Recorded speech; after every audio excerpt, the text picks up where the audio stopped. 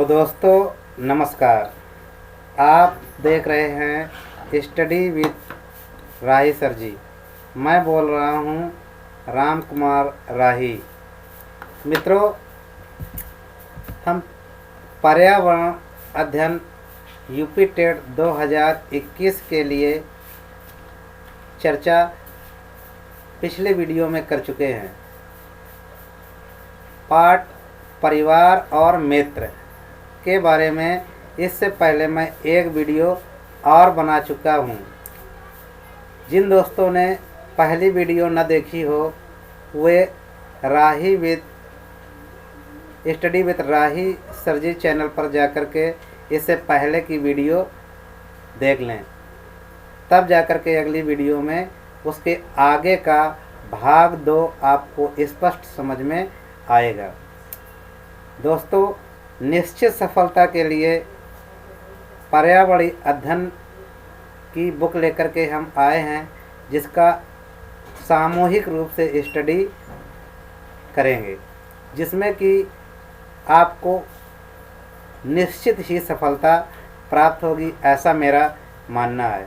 तो चलिए मित्रों, आज पर्यावरणीय अध्ययन के अंतर्गत हम दूसरे वीडियो भाग 2 में एकल परिवार पर चर्चा करते हैं। एकल परिवार वह परिवार जिसमें पति पत्नी और उनके अविवाहित बच्चे शामिल हों, एकल परिवार कहलाता है। एकल परिवार पारिवारिक व्यवस्था का सबसे छोटा रूप होता है। तो दोस्तों, इस पुस्तक में हमने एकल परिवार की परिभाषा के बारे में जाना। परिभाषा में एकल परिवार की बात हो रही है कि एकल परिवार वह परिवार होता है जिसमें पति पत्नी और उनके बिना ब्याहे बच्चे शामिल होते हैं। ऐसी व्यवस्था एकल परिवार कहलाती है। एकल परिवार पारिवारिक व्यवस्था का सबसे छोटा रूप होता है। एकल परिवार के गुण। तो आइए अब हम एकल परिवार के गुणों के बारे में जानते हैं। एकल परिवार एक सदस्य साधारणता अधिक आत्मनिर्भर होते हैं और वे आत्मविश्वास से भरे हुए व किसी काम में पहल करने में सक्षम होते हैं, अर्थात किसी काम को वो अपनी पूरी क्षमता लगा करके करते हैं। पॉइंट 2, एकल परिवार सामान्यतः सुखी परिवार होता है। कहा गया है छोटा परिवार सुखी परिवार। इस तरह से एकल परिवार एक सुखी परिवार होता है।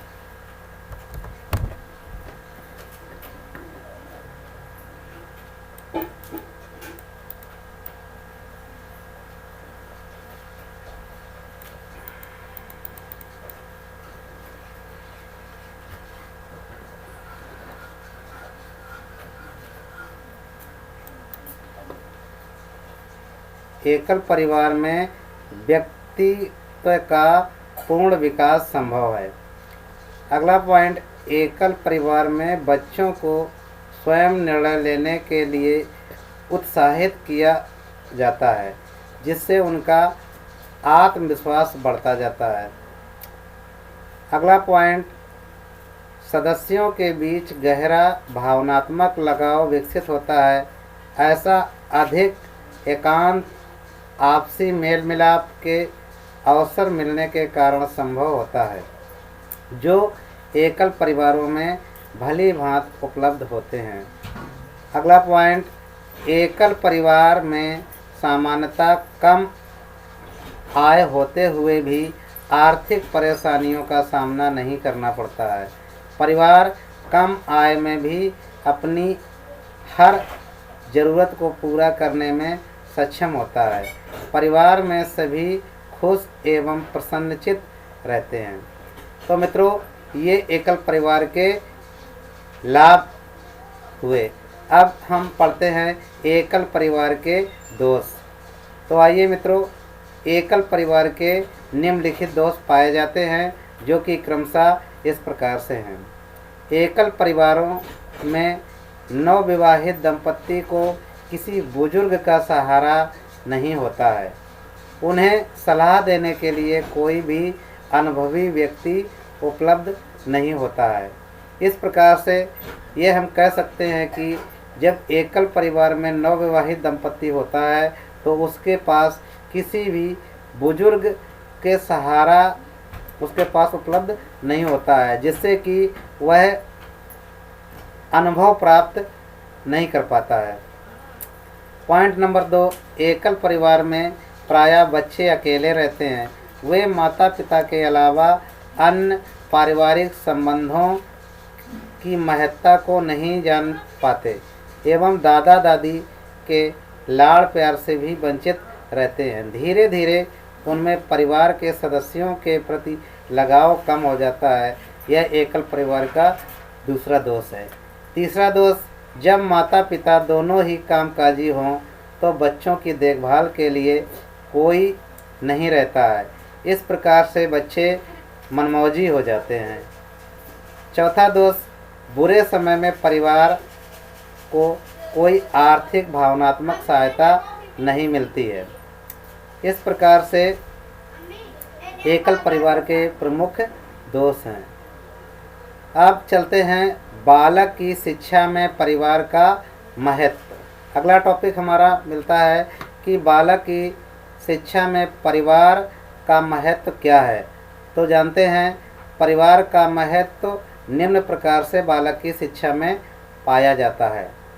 पॉइंट नंबर 1 निकल के आता है, बालक की शिक्षा में परिवार का बहुत महत्वपूर्ण स्थान है। बालक की शिक्षा का आरंभ परिवार में ही होता है, इसलिए परिवार को बालक की प्रथम पाठशाला कहा गया है। यह कहा जाता है कि परिवार बालक के पहली पाठशाला होती है। पॉइंट नंबर 2, परिवार में बालक सबसे अधिक माँ के संपर्क में रहता है। माँ की आदतों, कार्यों और व्यवहारों का प्रभाव उसके ऊपर सबसे अधिक पड़ता है, इसलिए माँ को बालक की प्रथम शिक्षिका कहा जाता है। पॉइंट नंबर 3, परिवार के अन्य सदस्यों का भी बालक पर प्रभाव पड़ता है। वस्तुतः बालक वैसा ही बनता है जैसा उसके परिवार में होता है। इस पॉइंट का आशय यह है कि एक परिवार में जिस प्रकार के संस्कारी सदस्य होंगे तो बालक भी उसी प्रकार से संस्कारी बनता चला जाता है। यदि बालक को अच्छे संस्कार मिलेंगे तो अच्छा बालक बनता है, यदि उसको बुरे संस्कार मिलते हैं तो बालक में बुरापन ग्रहण करने की धारणाएं आती जाती हैं। पॉइंट नंबर 4, परिवार समाज की आधारभूत और महत्वपूर्ण इकाई है। परिवार से बालक को जो शिक्षा मिलती है वह उसके लिए अत्यंत महत्वपूर्ण होती है। प्रत्येक परिवार की भाषा, रहन सहन, आचार विचार, रुचियाँ आदि अलग अलग होती हैं, इसलिए दो परिवारों के बालकों में भिन्नता या अनेकता दिखाई पड़ती है। अगला पॉइंट, इस संबंध में रेमंड का यह कथन सत्य है कि दो बालक भले ही एक ही विद्यालय में पढ़ते हों, एक ही शिक्षक से प्रभावित होते हों, एक सा ही अध्ययन करते हों, फिर भी वे अपने सामान्य ज्ञान, रुचियों, भाषण, व्यवहार तथा नैतिकता में अपने अपने परिवारों के कारण जहाँ से वे आते हैं भिन्न होते हैं। कमेनियस ने परिवार को माता के घुटनों का विद्यालय कहा है। कॉम्टे के अनुसार परिवार सामाजिक जीवन की प्रथम पाठशाला है। हेंडरसन के अनुसार बालक की शिक्षा उसके परिवार से आरंभ होती है और जब वह अन्य व्यक्तियों के कार्यों को देखता है तो उनका अनुसरण करता है।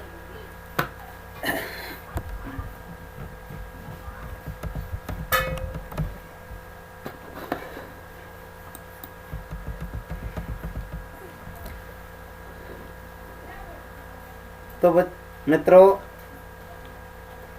मिलते हैं अब दूसरे वीडियो में। तब तक के लिए धन्यवाद। Bye bye. जय हिंद।